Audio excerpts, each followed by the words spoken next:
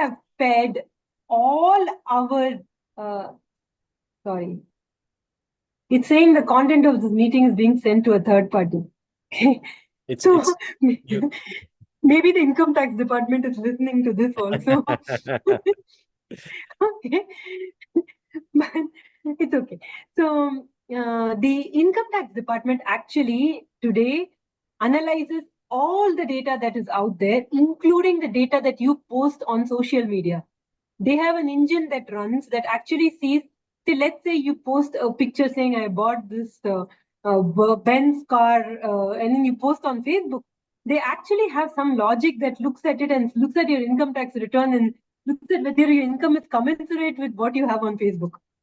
Something of that sort. I mean, not at that level, but they have built tremendous intelligence in being able to look at data and look at what actions need to be taken. So it's really how you use the data and the tools that are available to create the future for your organization. I think that's really where your industry 4.0 is moving.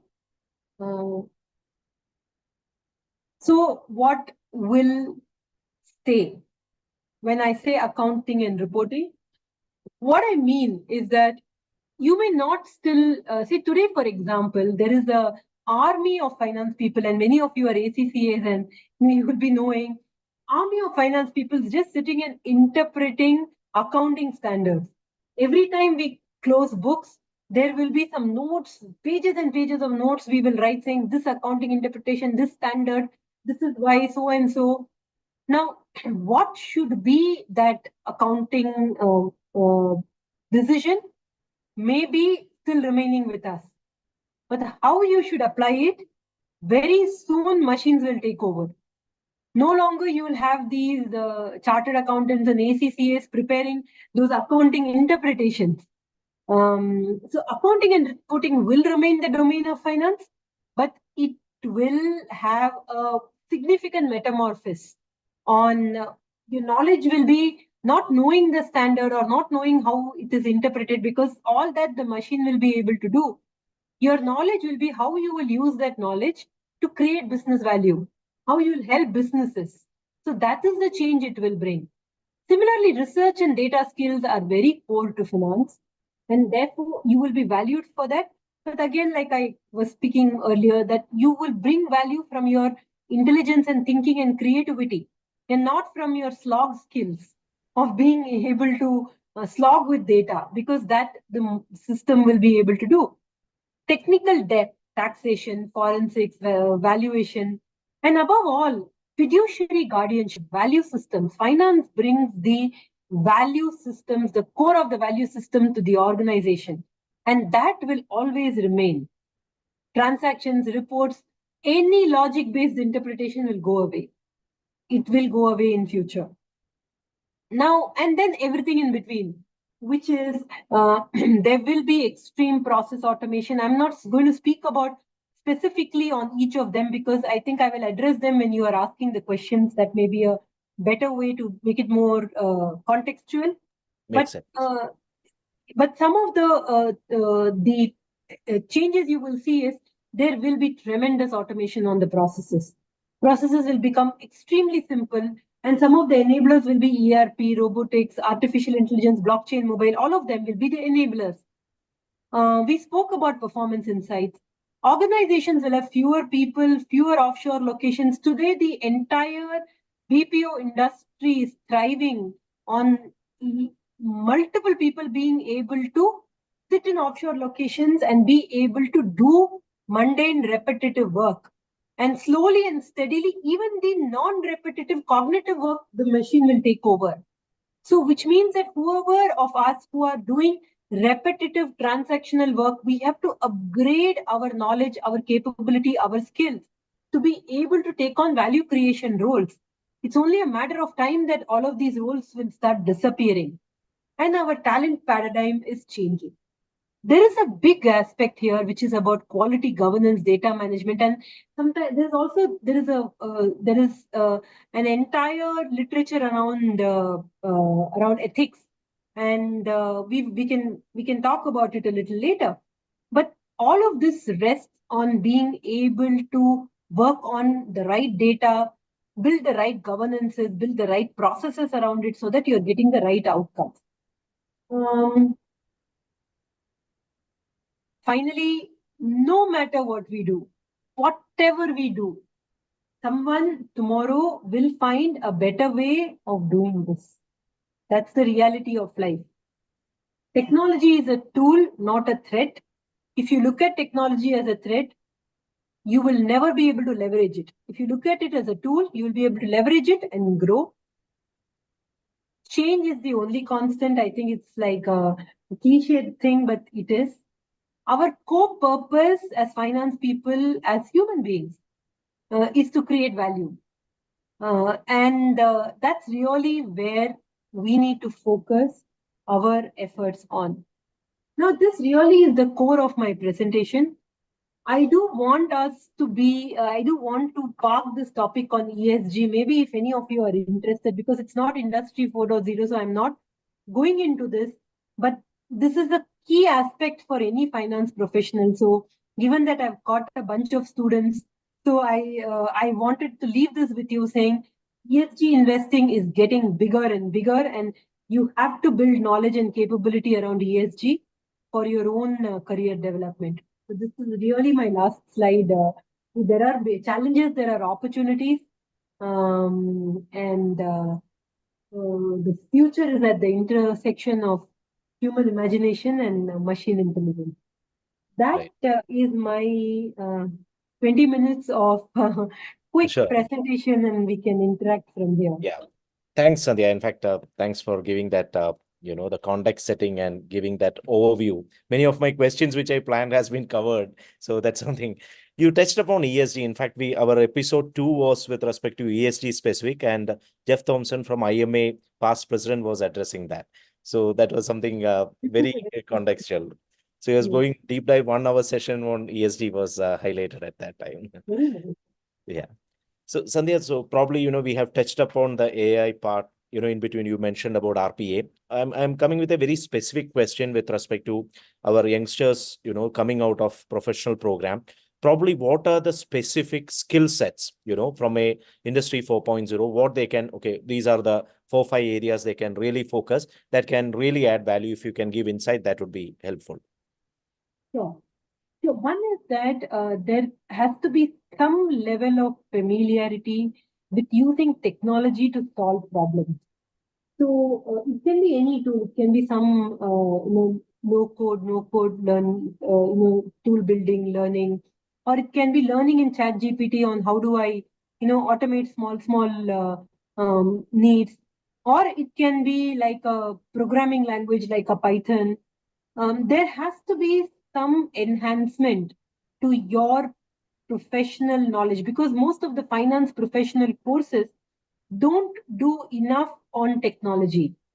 So therefore, I will urge that you pick up something that you can learn from a technology point of view.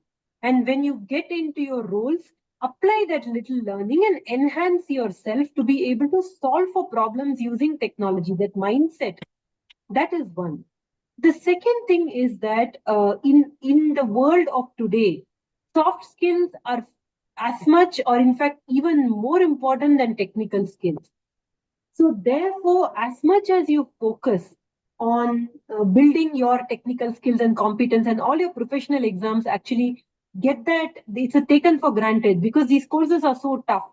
And when you're going through the curriculum, you actually automatically develop that functional skill and expertise. But your soft skills are equally important. So build on your public speaking, build on communication, build on problem solving, build on how do you engage people, how do you, the most useful skill is storytelling. What that means is that, let's say you're doing an analysis and you're presenting that analysis to your manager. How elegantly, succinctly, and strategically you can communicate the analysis. You want to catch the attention of the other person. You want to steer that person in a direction that is right for the business outcomes. And you also want to present it in a way that you're able to give it enough depth, but at the same time, you're not going around with a lot of data and making them interpret. And it's not a simple skill to pick up. Storytelling comes with practice, comes with a conscious effort to say that I want to make sense out of numbers and I want to be able to tell the story that the numbers are trying to tell. And again, this is something that professional courses don't teach. So it's very important that we build that over time. Now, thirdly, when you all land in your jobs, you will have some sort of a ERP tool that the organization will be using. It can be an SAP, an Oracle, a Zoho. You'll be having some sort of an ERP tool. Don't be a user on the tool, be a practitioner, which means that you could say that I know how to put an accounting entry in Oracle. Go one step deeper to say how actually Oracle processes it. How can I actually make Oracle do my job better for me? So, how do I become a practitioner or someone who can use technology and get better outcomes than someone just who receives what technology has thrown at me and be able to just do the tasks that I need to do? So, open yourself to understanding the technologies that you use in your organizations in tremendous amount of depth. And my last point will be that, see, for my generation, I think we were a little bit more luckier that the pace of change was a little slower. Correct. So we didn't have to upgrade or update ourselves so often. But for your generation, It's the very change of pace is so fast. fast, absolutely. You have to be a lifelong learner, learning new skills, learning new concepts. Like I had never even, for me, it took 15 years to learn ESG. You are learning in 15 months. So it is a much faster generation. So keep picking up concepts which are coming, which are relevant, understand them and absorb them faster. And those would be my Yeah, guidance. that's really great. So just for the interest of it, probably we started with ChatGPT and Python kind of, probably RPA also maybe kind of relevance. Adding on to that, the soft skills, importance of soft skills you touched upon. Then ERP, getting deeper into, as a practitioner you comes up. And of course, the, lifelong learning significance you have highlighted. And of course, the ESG part as well. So that was with respect to the first question. So second question, uh, uh, Sandeep, it is more you have been part of these transitions very frequent. I'm sure in Unilever, I'm sure that the era of RPA would have started when you are, getting into the higher levels, ETS levels. Then, excuse me. Yeah. So you have experienced that transitions in at senior level. So can you share some examples or practical experience you have gone through those transition? Students will get insights about it, how you handle the situation, and Sure. So maybe I can take my current example because my old transition examples are so outdated now. They're no longer relevant. okay. That fast technology has moved. So maybe I will take a more current example. It may not be as massive as the Unilever transformation story, but maybe this is just more recent and more relevant. Understood. So we are going through, we have a very strong business information warehouse in Narayana. It's called Medha. It's an analytics platform. So as I see in Narayana, right now, all the information at all levels is through the Medha tool. So, which means that, say, if the CEO of the company needs to see, say, the number of patients who walked in with a, say, chest pain in the emergency room in our Dharwad hospital, they go into the analytics tool and then it gives the data then and there. That's the level of detailing which is there. And it's not just for business information, it's also for financial information. I can see my P&L, I can see my yesterday's revenue, my daily consumption, my costs, everything I can see on the analytics tool. So one of the biggest changes that we've gone through in Narayana during this transformation was how do people adopt to giving up their manual ways of doing things? Because what happens is that over a period of time, people have gotten used to looking at data in a particular way based on certain sources of inputs and manually compiling them. Correct. Now you're trying to take that away from them, and you're going to tell them that, look, now all of this is there in the Medha business information warehouse, and now you please access that. So how do you make that change? How do you make that transmission happen? So what Narayana did was that at all levels, it's especially from a leadership point of view, they stopped looking at any information that was not available in the BI tool. Which means that if someone comes and if I ask someone saying, look, your yesterday's footfall was, only so much, what happened? They'll say, okay, I picked it up from the BI. They say, no, actually there's a mistake in the BI. Then instead of taking a manual information feed from them saying number was Y instead of X, we tell them, for me, the number is X until you fix it. So then people go back, work on the BI, ensure that whatever data sources it is picking is maintained correctly. And therefore, if they want me to see why, I see it on BI. So one of the learnings we've had in some of these transformation programs is that the adoption is key. And adoption comes when there is nothing else available. When you take away that safety net that I can go back to an Excel sheet or I can go back to a data which is manually compiled, Right. then there is no choice. Then automatically people transform, adopt.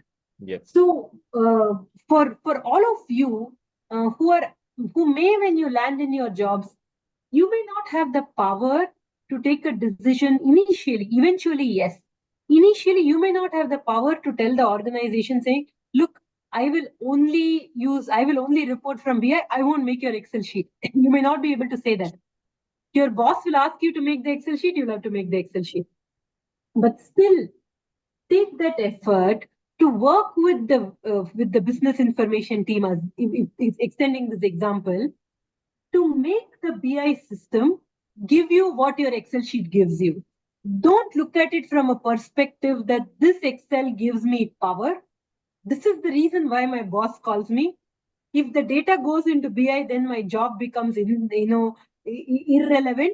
So therefore, I will hold on to my Excel sheet. Because if you don't disrupt yourself, if you don't make the transition to BI and move on to better, more value-adding things, somebody will come and disrupt you. And when someone else disrupts you, then you will not be able to climb up to the next level. Rather, you disrupt yourself and climb up to the next level. You yourself figure out, how do I stop making that Excel sheet I'm making and how do I make BI relevant? So that's really No, very, very relevant. In fact, there was times, where many organizations move from Tally to SAP, always they have two systems. One was Tally being maintained and SAP concurrently. So, rightly said, Sandhya. So this is something, a transition you have to aggressively, with so much of guts, you have to move in that direction. Sandhya, another relevant point, in all these transitions, there is always a risk attached to, so I'm sure you would have seen a lot of, challenges coming across, you take 100 steps, then you back to square one, again, you have to. So what are the risks you find predominantly with these kind of transition moving, particularly with automation and other steps? Sure. One, of course, is the risk of change management. That's the biggest risk. But we've spoken about it quite a bit, so far. So I'm not, exaggerating. I mean, talking about it further. The second risk is the risk of data quality and data sources. Especially today, what is happening is with AI, it's not like if you looked at the earlier era of automation, where we moved into maybe RPAs, maybe digitized processes, etc. There was always the input-output correlation. So let's assume that I give an equation saying x plus y equal to z. The system always followed the pattern of x plus y equal to z. But that's not true with artificial intelligence tools. And these tools are not developed in-house. These tools are bought in. And they have a certain logic by which they extrapolate. In many of these AI engines, the same data parameters, if you feed 5 times, it will give 5 different results. Because it applies a certain judgment. It is doing a certain level of intelligent processing on the data, which logic is not codified. It does not tell you I added 1 to 2 and I subtracted 3 and therefore I got to this number. It does not tell you that. So then what happens is that there is that risk that some of I think it's called hallucination, where the AI can hallucinate certain parameters and therefore give outcomes which are wrong. That's the second big risk in this entire development, and therefore many organizations are building safeguards around that. The third risk, again, which is very often talked about, and so I don't need to elaborate, is the entire risk of cyber. Because more and more data is moving into, because you need to process a lot of data at very fast frequencies and be able to collaborate openly with the ecosystem, which means that you have to be very careful on where all the ecosystem and which all nodes are exposed and how do you secure those nodes. So cyber again is a very important aspect in this entire transition. And finally, upskilling.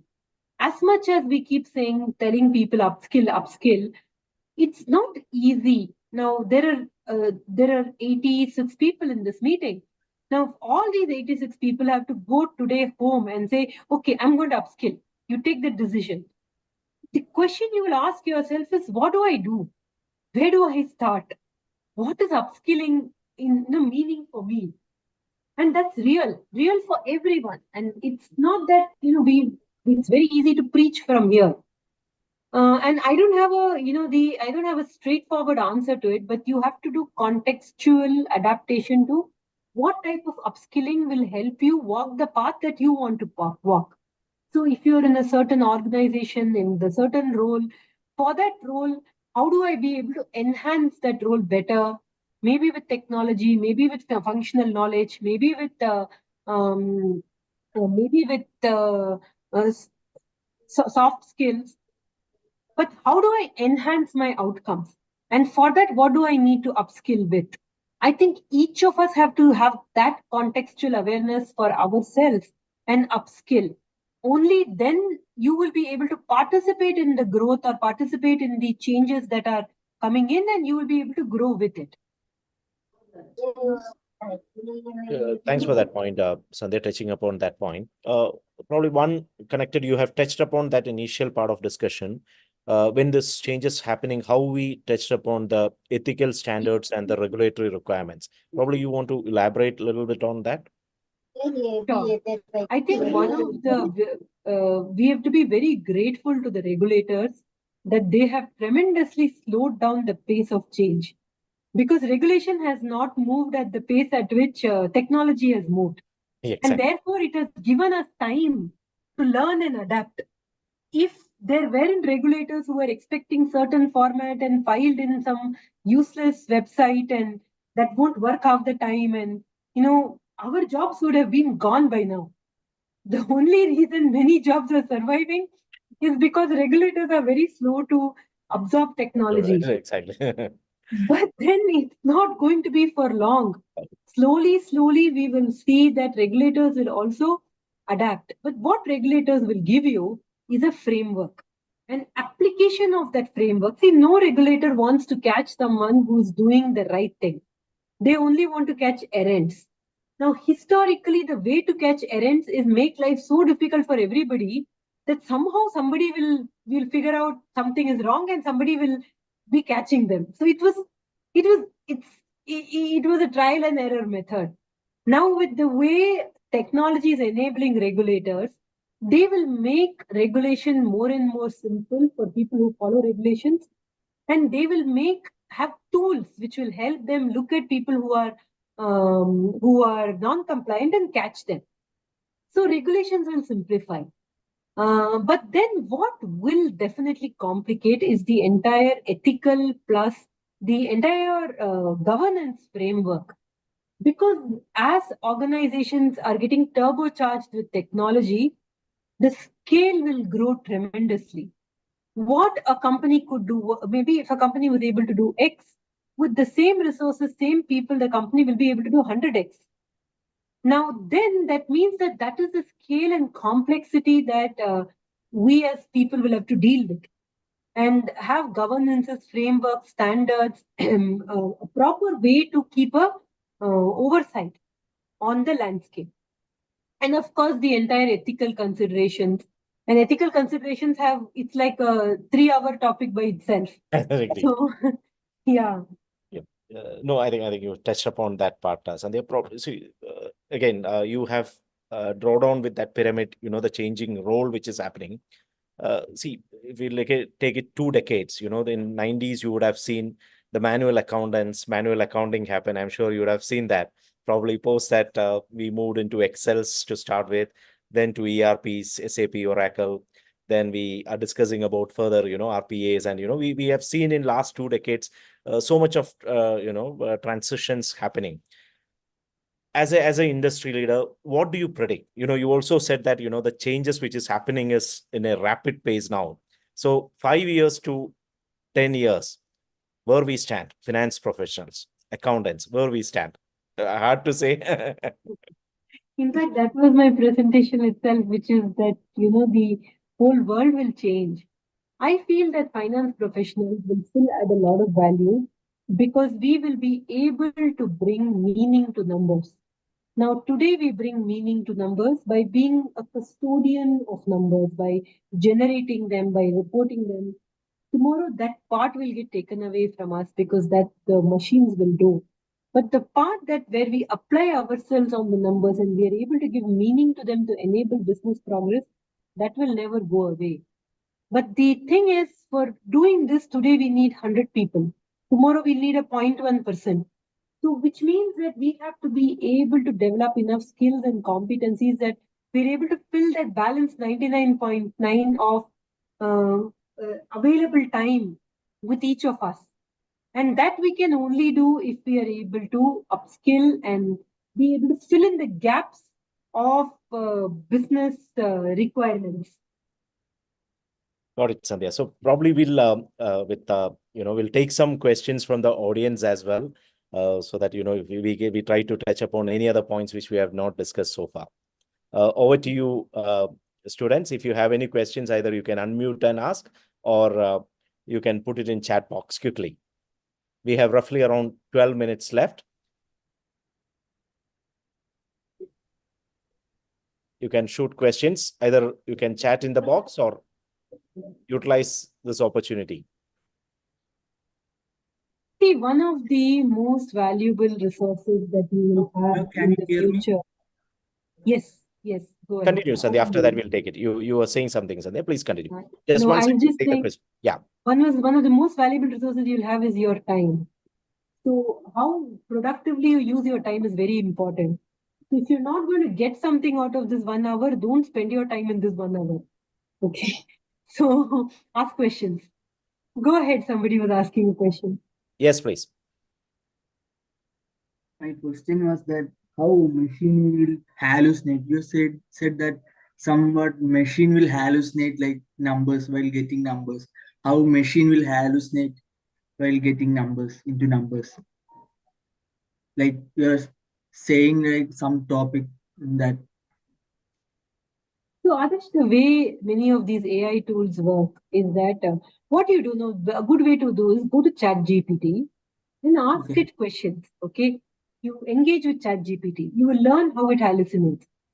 So you ask the ChatGPT saying, give me a real life example. Say this, you try this. Give me a real life example of of something. Let's say of a nurse who helped the patient, like that. You ask, okay? It will start with saying some nurse, it will say Florence Nightingale, some story it will give. You write to it saying, I'm not happy with this story. Give me a better story. Okay? It'll give you one other story. You write again, saying, I'm not happy with this story. It's trying to solve for you. So it's going on trying to see what I can do. The fifth story it will give you will be some Mary did this. This is a Mary story it will give. So then you ask, is Mary a real person? It will say, no, Mary, I have imagined. Go back to your first question. Your first question was, I need a real life story. As you've kept asking the question and as you've kept asking it to improvise, it has left your brief behind that I want to get a real person story. Because every question the system is optimizing to make you happy. And you want a story. You're constantly telling it, I'm not happy with this story. So it's imagined a story and given you. That's how these AI tools work. And you can try it yourself. You don't have to take me for it. Go to ChatGPT and play with it. Okay, One good way to develop what your mind. ma- Sorry, Adarsh, go ahead. You're saying something. You're on mute, Adarsh. We'll come back to you, Adarsh. Any other questions meantime? You can put it okay, in chat box. ma'am, then what does this changes our financial professions? How How does this it this how it changes ChatGPT? how it changes your financial profession, you're asking. Yeah, So what happens is that, see, you don't have to get worried about these numbers, imagining. I'm just saying that as an example for you. In reality, organizations are controlled because they have to report to the stock exchange, they have to report to bankers, they have to report to stakeholders. So nobody is going to allow you to give it to ChatGPT to cook your books and give you a books of accounts. It's not going to be that. They're going to come to you only to say, finalize my books of accounts and give me a balance sheet, which everybody will say is true and fair. That's not going to go away. But the way you will get to that balance sheet will be in a more automated way. System will be able to simplify the way the numbers go in. System will be able to simplify the analytics you do. Today, you may be spending time doing variance analysis between last year and this year. System will give you the variance analysis. So those are the kind of changes which will happen for you, that the way you will get to the outcomes you're getting to today, those will get simpler. Yes, we have one question from Radhakrishnan. Considering the importance of data analytics in finance, could you share your thoughts on the specific skills or tools students should focus on to excel in the aspect of the profession? See, I won't say it's a specific tool, but I can definitely talk about skills. One is data organizing skills. How do you organize data in a way that you can analyze them? Second is how do you then work on that data to get outcomes? So some sort of a coding ability to say, can we programming the data, or being able to code with the data and get outcomes. So being able to handle large data in a seamless way. Thirdly, go into whichever, each organizations use different tools. So if you're a student, you want to have any tool you learn, Power BI, Tableau, any tool you learn, the concepts are similar. So once you go into your organization, you'll have some familiarity of how these tools broadly work. And then you use that familiarity, adapt it to the tool that the organization uses. That's the third thing. The most important data skill is how do you tell the story from the data. We spoke about storytelling earlier. How can you make data speak to business outcomes? That's a skill you will have to build, and that you have to build with practice. Look at data, try to tell the story, see, am I able to communicate this better? Keep trying, be able to tell the story with data. Okay, we have a question from Eunice. Different companies have different technologies, different tools being utilized. What is the famous, what big companies, which one to use to upskill? Technically, different tools being considered, or, it's more of a generic questions, but probably this is one or two, which I think you have touched upon on ChatGPT, Python, related things. Probably Yeah. it's more directed to that. What is the specific tools they could consider is what the question. Yeah. One is, of course, see, all organizations work on a certain ERP, so it could be SAP, Oracle, Zoho, some sort of an ERP they will use. So that, just understanding basics of how an ERP works, if it's your first job. But once you land in the job, then, like I said, you have to become a practitioner in that ERP to be able to give a good value addition. So learn that ERP far more deeply once you land in the job. But before you land on the job, at least have a basic understanding of how ERPs work and the role that they play. And you can learn any ERP that way. It gives you that conceptual framework. That is number one. Number two was, like I spoke about earlier, you have to have some sort of a coding knowledge. And third, what I gave, the data skills, building data skills, like having some understanding of, say, a Power BI, Tableau, any other, you can also look at some courses. There are many free courses available or very low cost courses available on data modeling, data organizing. How do you work with data effectively? So have some broad understanding of how do you work with data. But really the key for you is once you land in the job, it's not like your, ACCA curriculum, you've learned so much, none of it you will actually use in your job.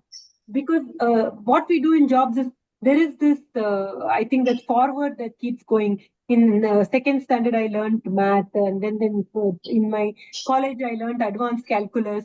And we keep on progressing. And then when you go to your job, you come down to Excel. I think there is one forward that runs in WhatsApp. So it's like that. When you come to your job, you'll probably not use many of your advanced skills that you have learned in your syllabus. But technology is not like that. What you learn in technology, you have to use in your job to be able to have that giving you meaningful development. So whatever you learn, go and apply it in the jobs that you take up. We have another Hisham is question. asking, Yeah. do you Yeah. want to subjects of finance? There will be changes. There could be, yes. Everyone is talking about ESG. Everyone has introduced now. Similarly, the data analytics, many courses are introducing. Definitely, finance curriculum has to change. See, when all of you are coming out of college, you need to be job ready. And today, whatever qualifications you're all taking, they're only making you 50% job ready. If you have to be at least 80% job ready, you need that upskilling to come even as part of the curriculum. So definitely, there will be a change. Any more question? We'll take probably one more question. Anybody? You can unmute and Sandhya, there's one specific question. This has nothing to do with the technology per se, whatever we are discussing. They're all aspiring professionals. So from your experience as a chartered accountant, as a professional student 20 years back, what is your advice to them, preparing for exams? They're moving in this. What are the disciplines you have maintained? If you can share your thoughts on that, that would be extremely useful for them. See, we were a little fortunate that way that we didn't have the amount of distractions that you people have. Not easy on you. Many times we had nothing else to do but to study. But you have a lot of things that you can do. But the benefit you all have is the level of exposure. I would have never attended any online. Today, I can just log into Udemy and I can do 200 online courses. For me, if I had to do a course, I had to wait for somebody in CA Institute to think that that course is relevant and bring one speaker. And that speaker, you have to find that exact time when that speaker is speaking, go be in that auditorium. And that is how you can get that knowledge. But today you have that advantage that you have so much access to knowledge. So my tip will be that prioritize your time into 3 halves. At least 60 to 70% of the time that you have, spend in passing your exam. That's your certificate, no? To get to the next step. So you have to, and all your, whatever curriculums you're all pursuing ACCA, CPA, they're all very difficult examinations. They're not easy. It requires a lot of studying. And so at least 70% of your time you dedicate to that. About 20% of your time you dedicate to knowledge gaining. Maybe this session, I don't know how useful it is, but do useful sessions, do courses on Udemy, do soft skill training, do Toastmaster. It helps you build your own small, you don't have to be going to logging into Toastmaster. Among yourselves, only some 4 people get together, take a topic which you're studying about and discuss. It develops your speaking skills, develops your communication skills. 20% of your time, you please invest in self-development. And 10% of your time, obviously, is for entertainment, relaxation. But in that, please give some time at least to your health. Whether it is eating healthy, exercising, sleeping adequately, please give time to your health. So that's really how I would split my time. Thank you so much, Sandhya. It has been, 1 hour has flown like that. And, I'm sure students have got enormous output from our topic today on, the changes for for the future for finance and accounting professional. Once again, on behalf of entire students and MyLogic, I thank you for making yourself available for this schedule. And we look forward to more and more sessions with you to enlighten our students. Thank you so much, Sandhya. Thank you. Thank you for everyone who has joined, and it's been really nice speaking to all of you. And if you have any new questions, feel free to reach out to me on LinkedIn. I'm available. My ID comes as Sandhya Shriram. You can reach out to me. Thank you. Definitely. Thank you so much, Sandhya. Thank you. Bye.